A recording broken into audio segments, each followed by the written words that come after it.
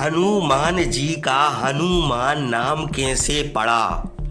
एक बार वे अपनी माता अंजना के साथ वन में घूम रहे थे कि अचानक उनका साथ छूट गया।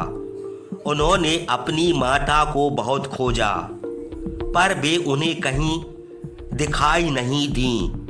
कोई संगी साथी भी नजर नहीं आ रहा था। अब उन्हें भूख भी जोरों से लगने लगी थी। भोर का समय था, तभी उनकी दृष्टि वृक्षों के मध्य झिलमिलाते उदित होते लाल सूर्य पर पड़ी। बालक हनुमान ने सोचा कि यह कोई फल है, आज इसे ही खाना चाहिए। ऐसा सोचकर वे उसकी ओर दौड़ पड़े, लेकिन वे जितना उसकी ओर दौड़ते वह उतना ही दूर होता जाता था। धीरे धीरे सूर्य देव ऊपर होने लगे। हनुमान भी पेड़ों पर चढ़ते हुए ऊपरी सिरे पर पहुंच गए और फिर उन्होंने सूर्य देव को कोई बड़ा फल समझकर उसकी ओर वायु वेग से छलांग लगा दी। हनुमान को आकाश में उड़ते देखकर देव दानव यक्ष गंधर्व सभी आश्चर्य से उस बालक को देखने लगे। वे सोच रहे थे कि जब बाल्यकाल में ही इस बालक का यह हाल है तो युवा होने पर यह क्या करेगा। दूसरी ओर वायुदेव ने जब अपने पुत्र को सूर्य की ओर उड़ते देखा तो वे चिंतित हो गए। उन्हें लगा कि यह बालक आन जाने में ही सूर्य की ओर जा रहा है। सूर्य देव की प्रचंड तपिश का इसे कोई ज्ञान नहीं है। सूर्य के निकट पहुंचने पर तो यह झुलस जाएगा। ऐसा सोचकर उन्होंने आकाश में जल से भरे हुए बादलों को उत्पन्न कर दिया, जिनके कारण सूर्य की तपिश उस तक छनकर आने लगी। परंतु हनुमान को इन सब से कोई मतलब नहीं था। वह तो हर हाल में सूर्य को पकड़कर खाना चाहते थे। ज्यों-ज्यों वह उसके निकट पहुंच रहा था, त्यों-त्यों उसकी भूख बढ़ती जा रही थी। सूर्य देव ने पवन पुत्र को अपनी ओर आते देखा तो उन्होंने अपने तेज रश्मियों को समेट लिया। उन्हें वह बालक बड़ा अद्भुत लगा।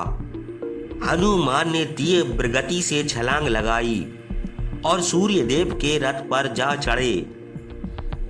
सूर्य देव ने हनुमान को स्नेह से अपनी गोद में उठा लिया और उसे स्वादिष्ट फल खाने के लिए दिए। सूर्य देव की गोद में चढ़े होने के कारण सूर्य देव का प्रकाशित कुछ भाग हनुमान की छाया से ग्रसित हो गया और धरती पर अंधेरा छा गया। तभी आकाशचारी सिंह का पुत्र राहु चौंक पड़ा। उसने सोचा कि आज तो सूर्य को ग्रसने का समय नहीं है, फिर उसे किसी ने ग्रस लिया है।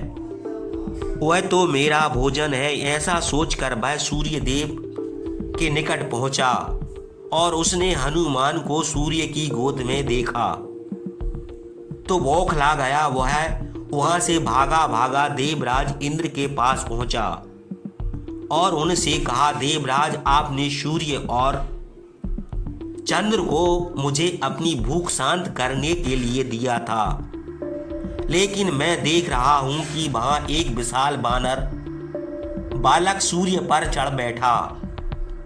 यह तुम क्या कह रहे हो। देवराज इंद्र चौंक कर अपने आसन से उठ खड़े हुए।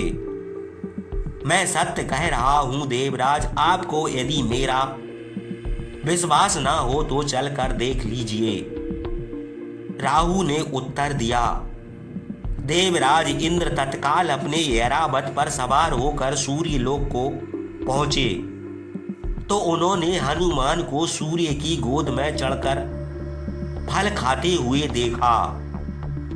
उसी समय राहु ने हनुमान को ललकारा, ए बानर, कौन है तू? क्या मुझे मेरा भी भय नहीं है?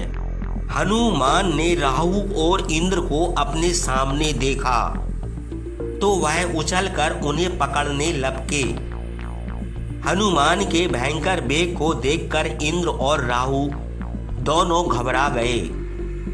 घबराहट में इंद्र ने हनुमान की ओर अपना वज्र फेंका तो वह सीधा जाकर हनुमान के चेहरे से टकरा गया। उससे बालक की टोड़ी टूट गई और वह घायल होकर धरती पर जा गिरा।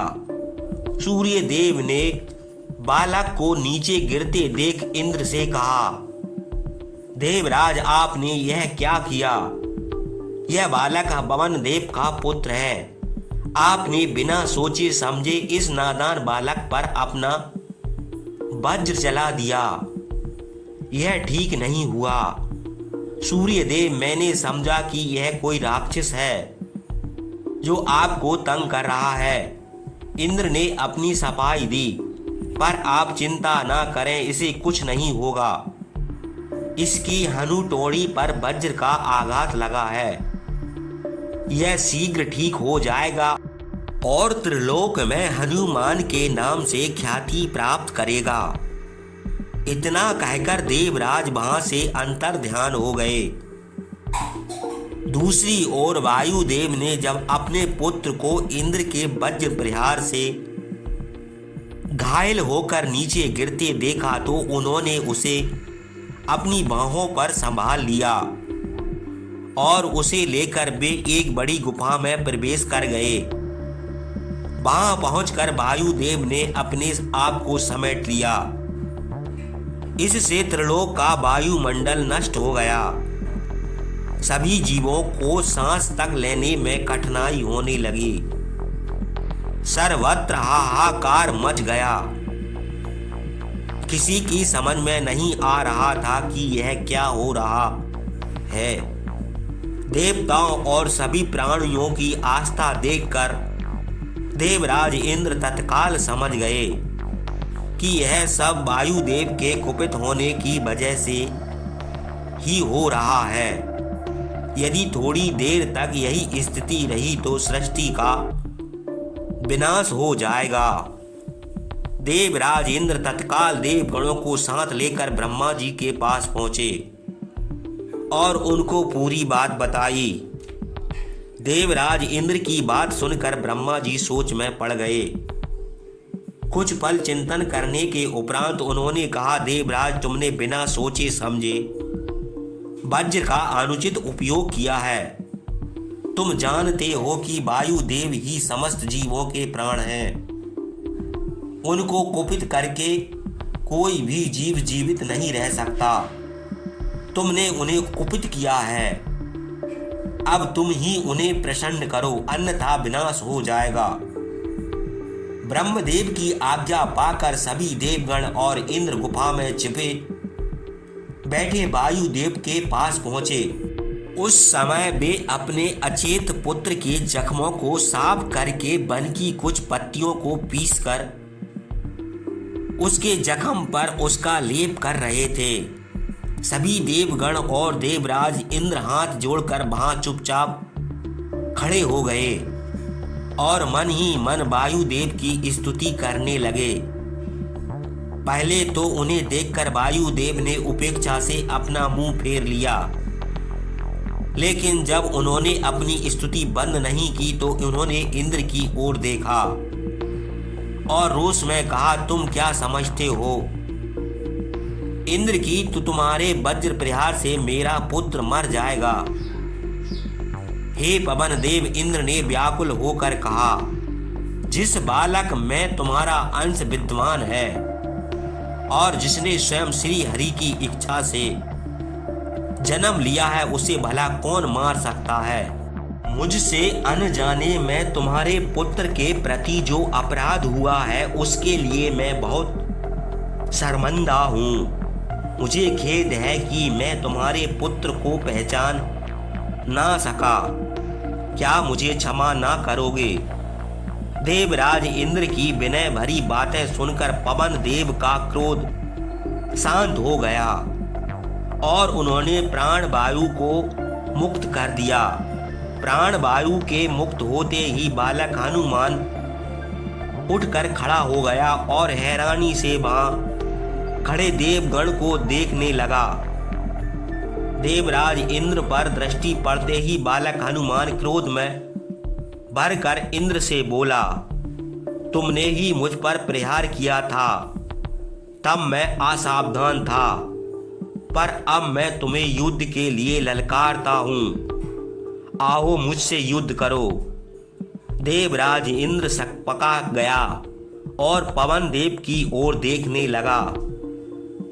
तब पवन देव ने अपने पुत्र को शांत करते हुए कहा, पुत्र, ये देवराज इंद्र है, भूलवश ये तुम पर प्रहार कर बैठे, अब उसी के लिए क्षमा याचना करने आए हैं। बालक ने हाथ जोड़कर देवराज इंद्र को प्रणाम किया और कहा, आप मुझसे बड़े हैं देवराज, आप मुझसे क्षमा मांगकर मुझे अपराधी ना बनाए।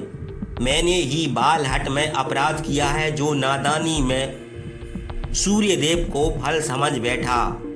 मेरी इस धृष्टता के लिए आप मुझे क्षमा करें।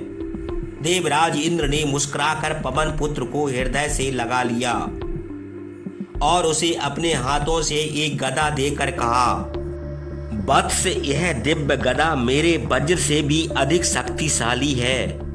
यह मैं तुम्हें देता हूं। मेरे वज्र प्रहार को यह गदा नष्ट कर देगी और मेरे हाथ से छूटे वज्र से तुम्हारी हनी टोड़ी टूट गई है, इसलिए आज के बाद तुम हनुमान के नाम से जाने जाओगे। पवन देव ने अन्य देवगण का परिचय हनुमान से कराया तो बालक हनुमान ने सभी को आदर पूर्वक प्रणाम किया। इस पर प्रसन्न हो